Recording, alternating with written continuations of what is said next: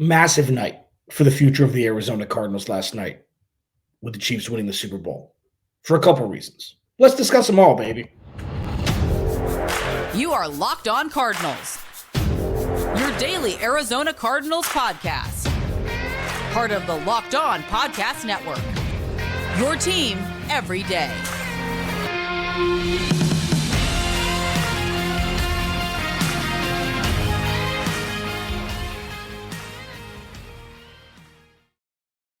On Cardinals, Alex Clancy here. Follow me on Twitter at Clancy's Corner. Follow the podcast Locked On AZ Cards. Thank you for making Locked On Cardinals your first listen. Free wherever you get your podcast and on YouTube, part of the Locked On Podcast Network. Your team every day. Go to the YouTube channel, man. Search Locked On Arizona Cardinals. Hit that subscribe button. If you haven't become an everydayer yet, maybe add an extra listen a week. See if you like it. See if the water's warm. I promise to frustrate your brain. I don't know why I said that one first. I promise to hopefully make you laugh either with me or at me. And I promise to only say things that I mean regardless of if people agree or not. And I don't do that as like a badge of honor. I think that's dumb. You know, I won't say, ooh, here's a hot take and then say something I think. I think that's dumb. But I promise you honest, earnest, and passionate words coming out of my mouth, out of my big dumb face every day for you. That's what I promise. This episode of Locked On Cardinals is brought to you by Prize Picks, the easiest and most exciting way to play daily fantasy sports. Go to prizepicks.com/LockedOnNFL and use code LockedOnNFL, all lowercase, for a first deposit match up to $100. So Chiefs win the Super Bowl. I had this. I don't know. It's Patrick Mahomes until it isn't. That's what I say when people ask, so who do you think is going to win the Super Bowl? Is Patrick Mahomes playing? Yeah, it's Patrick Mahomes until it isn't. The start of the 2025 season, who do you think is going to win the Super Bowl? It's Patrick Mahomes until it isn't. And again, it's Patrick Mahomes until it isn't. And there are a couple massive ramifications that directly affect the Arizona Cardinals. One is my interpretation of it, and the second is just a dictionary definition, a ramification. The final segment today is going to be kind of a tease for what's set to be a brain-melting podcast tomorrow, and I don't do that as like, you're going to want to, yeah, we have no idea what's going to come out of my mouth. I know exactly what I'm going to say. And it's going to be kind of thought-provoking and brain-bending and kind of training wheels for your mind if something goes awry in the top 3 picks of the NFL draft. Now, that's a damn tease, but I'm going to give you an entire segment in the third segment, kind of teasing it. I'll let you know exactly what that is before we get out of here today, and it'll set the stage for tomorrow, which will be at least one, if not 2 segments of something that just need to prepare for as we draw closer to the draft, even though there's a Grand Canyon between now and then. The Kansas City Chiefs won the Super Bowl. Good for them.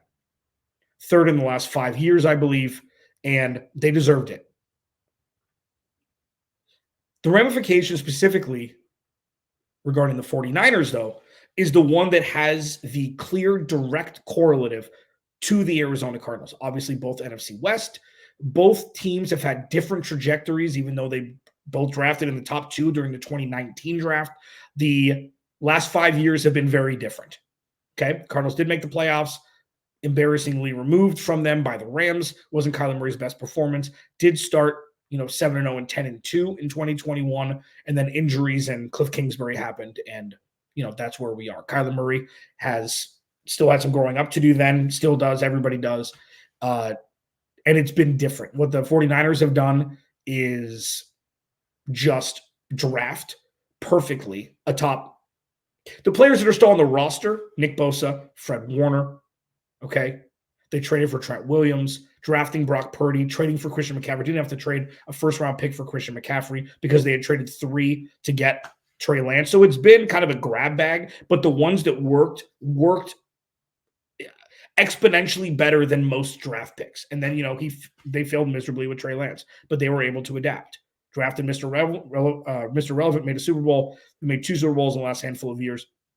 Here's where the direct ramification comes. I said that when the Rams got to the Super Bowl, I'm like, you know what? The best thing for the Cardinals is if the Rams just win. Because once an NFL player wins a Super Bowl, or two, like Von Miller did, like Odell Beckham Jr. won his first one with the Rams, even though he tore his ACL mid-game, they look for money elsewhere a lot of the time. So the talent that was on the roster for the Rams dispersed. They had a good year this year, even though nobody thought anything of them. But that was a benefit for the Cardinals because it fast-forwarded the means to the end for the reign over the NFC West that the Rams had for a couple seasons. With the 49ers, it's the same kind of thing, but it's a lot more grave. They've got 1 year until Brock Purdy is off that rookie scale deal. They've got 1 year. And they've got guys, Nick Bosa, Fred Warner, Deebo Samuel, Brandon Ayuk hasn't been paid yet, Christian McCaffrey, Trent Williams. That's 5. They got 53 dudes on that roster. Those 5 are making a whole boatload of money, in part because they're able to pay him because, Brock Purdy's making a box of popsicles this year. So 2024 is going to be the pressure year. Got to win, or most of this will go away. And they still got their draft picks, and they've still got, John Lynch has been a wizard with their cap space and being able to pay players, but there's an end date in sight. And it's the end of the 2024 season.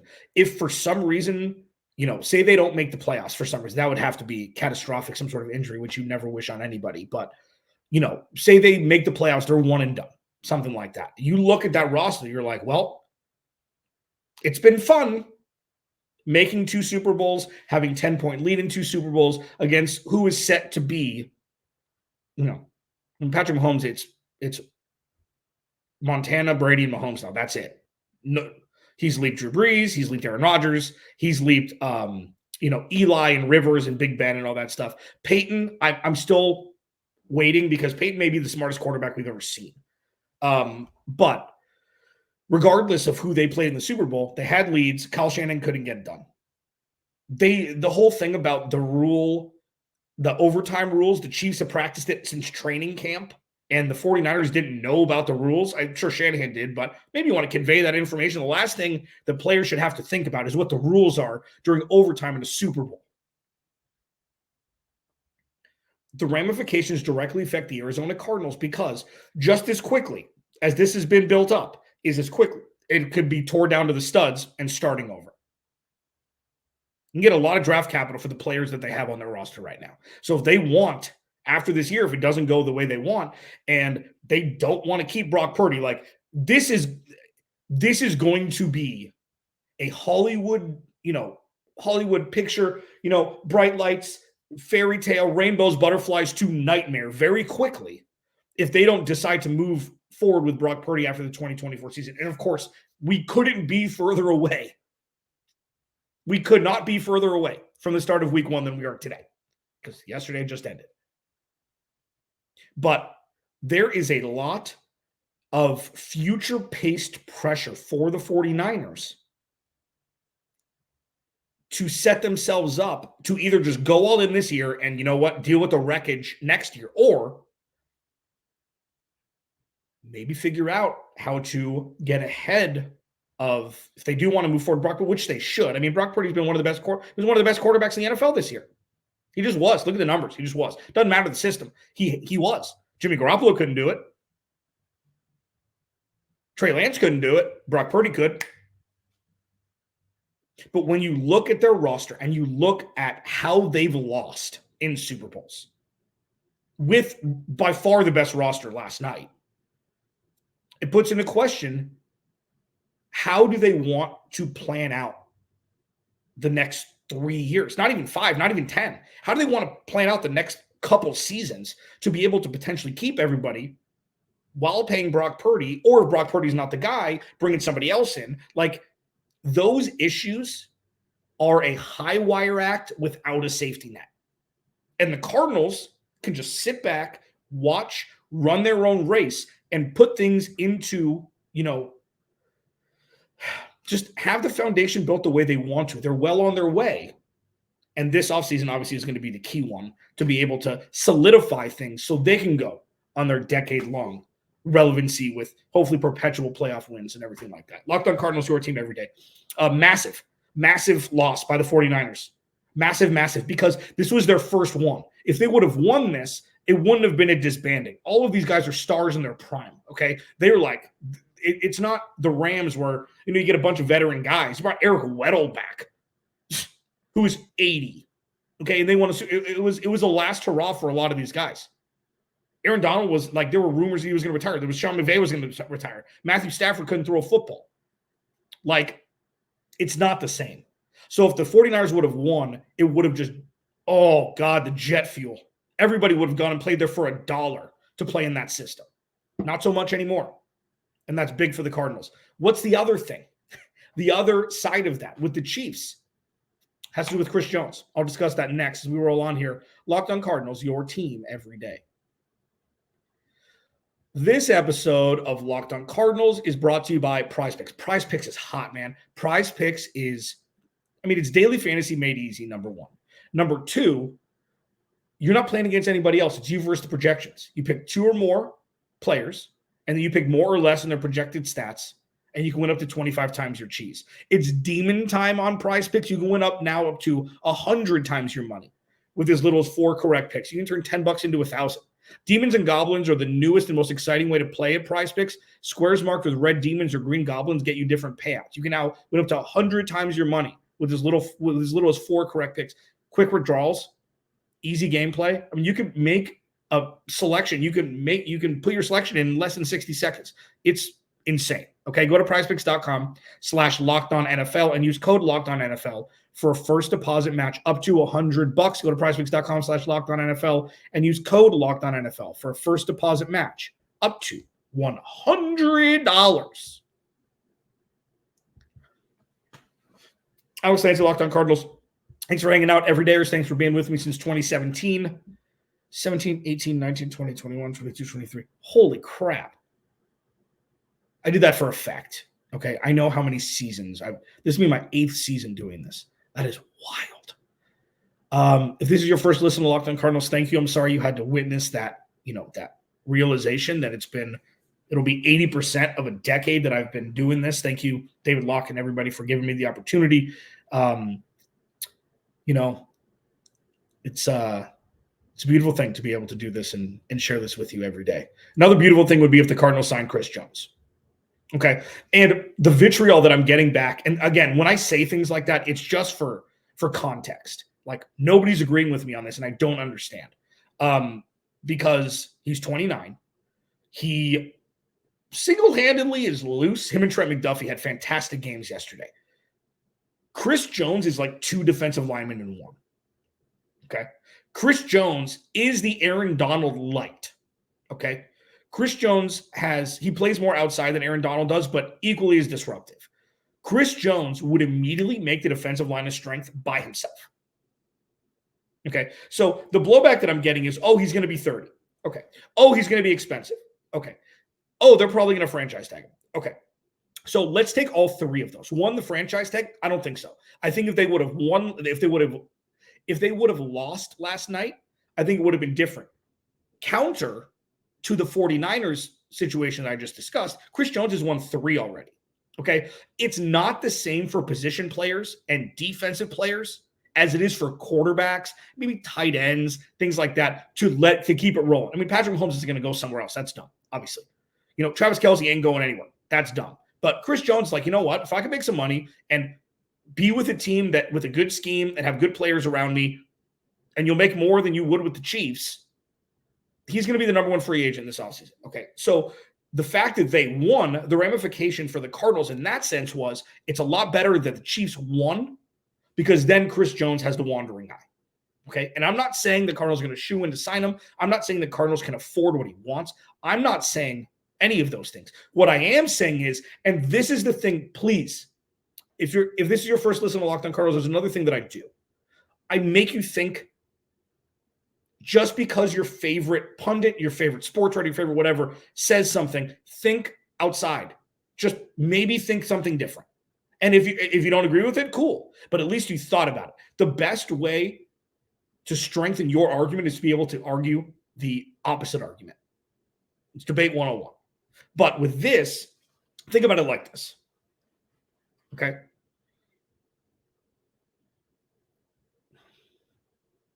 Okay, I'm ready.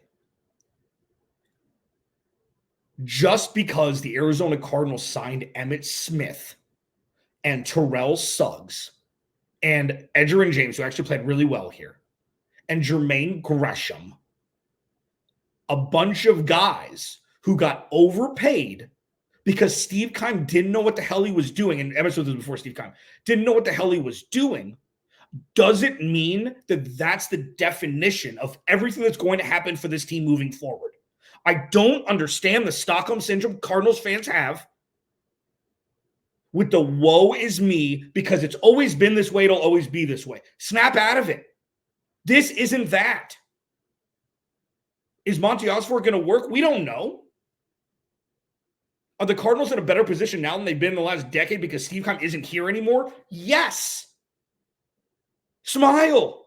There are possibilities now. There weren't before. There are now. Smile. So if the Cardinals, and one I will say is J.J. Watt. J.J. Watt was fantastic for this team, okay? Did they give him $2 or $3 extra million a year? Maybe, but he was exactly what the Cardinals needed at that time. He was great. So don't you dare group J.J. Watt in there, okay? J.J. Watt was fantastic. He deserved every dollar. So when you have a guy like Chris Jones and you can make the money work and he wants to come play here, you sign him. It's as simple as that. The Cardinals' defensive line may be the worst of any position group they had last year, and that's saying something. Now, sure, LJ Collier played okay early on before he got hurt. Jonathan Ledbetter played fine. Dante Stills played fine. Just because you can name players on the roster who played and who had a sack or something doesn't mean the Cardinals are in a good position with their defensive front. They're not. It's awful. So if you can have a guy who can come in, and yeah, maybe you got to pay him $25, $27 million a year. Yeah, maybe you have to manipulate the cap. It's what every NFL team does. And you can have 95 wearing Arizona Cardinals uniforms on Sundays and whenever they play. Set and forget. Do it. Do it. I will reiterate, and I'm being hard on you on a Monday. I apologize. But this is tough love that needs to be said. Just because it's always been doesn't mean it's always going to be that way. And you cannot group in Chris Jones, who's arguably the best player at his position, regardless of age, with Terrell Suggs, who they gave 1 year, $7 million to, and then cut him, and then he won a Super Bowl with the Chiefs that year. This isn't a charity anymore. This isn't James Jones of the Suns buying out veteran players so they can go play elsewhere. This isn't just giving money away. This would be a calculated move by Monty Osborne, Jonathan Gannon, and Michael Bidwell to build this team faster than just drafting a bunch of players and hoping it works. And yes, you could bring in less expensive contracts for the same position. Would they be as good as Chris Jones? No. They could be, they won't be. Or they would have already gotten paid what Chris Jones has gotten paid. People forget. Yes, you're paying him, but he's also going to be on the team. He's going to be on the team. So where you're giving up too much draft capital, yeah, but you're not just giving it away. You're not just putting it in a letter and mailing it, snail mail, saying, here, you can have our draft picks now. Thank you. You're actually getting something in return. And Chris Jones is worth every single damn penny. And the Cardinals are luckily in a position to kind of be able to afford him. You know what they can afford? Next year. So you manipulate the cap a little bit this year. You backload things. This is what capologists and GMs do all the time. They're going to have more money than King Midas next year. So you backload it. This isn't a 4-year rebuild. If you can win next year, you go do it. And they're lucky to have 2 first-round picks. They're lucky to have 6 picks in the top 100. This doesn't need to be, kick it down the road till next year. It could be this year. Would you like to have Chris Jones on the Arizona Cardinals? Yes? Cool. It's about it. He's too old. No, he's not. Do you see him yesterday? He has injuries. Every single player in the NFL has injuries. I'm not saying you sign him to a Bill Self, forever contract. Give him a 3-year deal with an option of one more. He'll be 32, 33. Players are playing longer than ever now, especially star players who still want to play.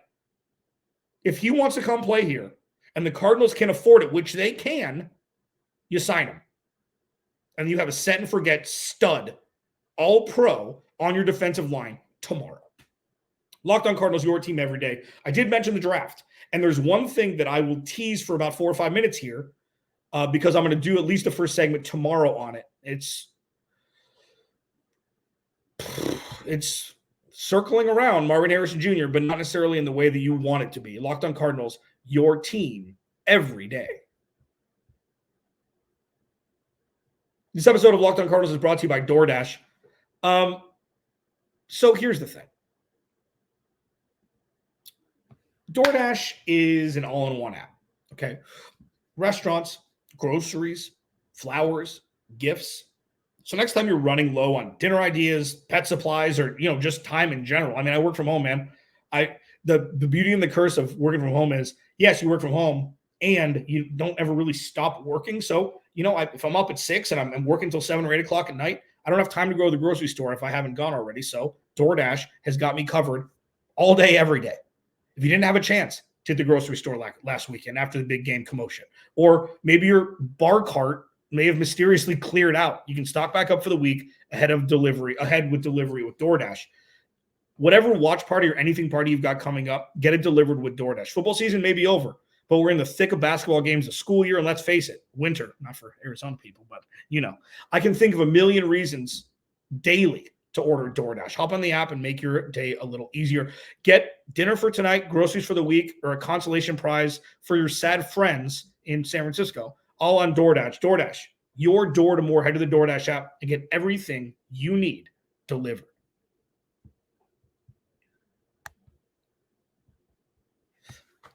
I can understand why lifelong Cardinals fans do not believe that things can be better. And sure, you had the Bruce Arians years, you had 2021, Larry Fitzgerald was great, all of these things. Like, I get it. Worked in sports radio here for, 12 plus years, and I had watched sports before I moved here. And in exercise this offseason, to just accept good things happening, probably be healthy. Just to see. Locked on Cardinals, your team every day. Please go to the YouTube channel. Search Locked on Arizona Cardinals. Hit that subscribe button, man. Everydayers, thank you. If this is your first listen, thank you. Maybe make tomorrow your second. Why the hell not, Marvin Harrison Jr. Okay, so mock drafts, like, the beauty of mock drafts is that they evolve to like this is the new hot player that's moving up the ranks. This is the new play. This guy's losing stock, and they've done nothing since the end of the college football season. This is kind of the silly season between now and the actual combine and pro days and things like that, where it's like, why are things moving up? Like, why? But one of the things that hasn't, this player hasn't wavered with importance and attraction from NFL organizations, obviously Marvin Harrison Jr.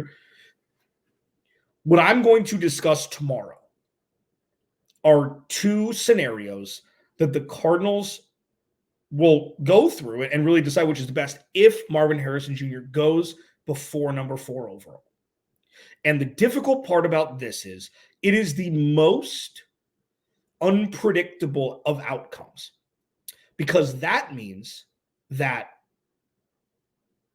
Jaden Daniels will still be there, or Drake May will still be there, or if something crazy happens, Caleb Williams will still be there at 4. And the Cardinals need to decide if they want to draft a quarterback or not. I'm kidding. The Cardinals need to decide what to do then. I had my buddy Brad Spielberger on from Pro Football Focus, and he, first of all, told me I was a big dummy for saying to pass on for, trading back and not drafting Marvin Harrison Jr. But he also said something that gives me chills and nightmares now, proverbially. Malik Neighbors may be 1A, where it's 6 of one, half a dozen of the other. You draft who's there of the two. And that threw my whole brain into a pretzel loop, perpetual one that doesn't stop. If Marvin Harrison Jr. is off the board at 4, We have no idea what's going to happen. We don't know if Chicago will realize that Caleb Williams is Bo Callahan and nobody went to his birthday party, and they'll want to draft Marvin Harrison Jr. 1. We don't know if a team like the Chargers would want to move up to draft Marvin Harrison Jr. with Jim Harbaugh making a big splash. Just come back here. That's for those that haven't heard that. I kind of say that tongue in cheek. My ideal world would be for the Cardinals to get a call from Jimmy H saying, hey, man, I'll give you a first-round pick to move up to 4. They take Marvin Harrison Jr., Cardinals move down a spot. They pick up a first-rounder next year, and then they draft who they want or trade back again. But that's not going to happen, So if Marvin Harrison Jr. is gone, and the Patriots seem to be the leader in the clubhouse today, this week for drafting Marvin Harrison Jr., maybe they don't see Jane Daniels. Maybe they want to run it back with Mac Jones. Who knows? But that is the stickiest of situations because that's where in Monty Osfort you trust. That's where the GM makes his money. What's the right move? And I'm sure a couple days before the draft, we're going to get leaks of, Marvin Harrison Jr. most likely will go 3, or there's a surprise team that wants to move up 8 spots to draft a wide receiver. And the Falcons gave up 1 million picks to trade up and draft Julio Jones a handful of years ago. It's not unprecedented, especially if he's the guy. What's an extra first-round pick in the future if you can get your guy now? So it's crazy to think that Washington and or New England would pass on a QB. And crazier things have happened. So tomorrow, I'm going to go over 2 contingency plans if Marvin Harrison Jr. is gone before the 4th overall pick for the Cardinals. And it's going to melt your brain, and it's going to be fun, and it's an exercise. So just because I'm saying that he could potentially go in the top 3 doesn't mean he will. So just there's the disclaimer there because I am not Clarence Stradamus. I promise you that. Alex Clancy, Locked on Cardinals. Without you, there is no me. I'll talk to you tomorrow.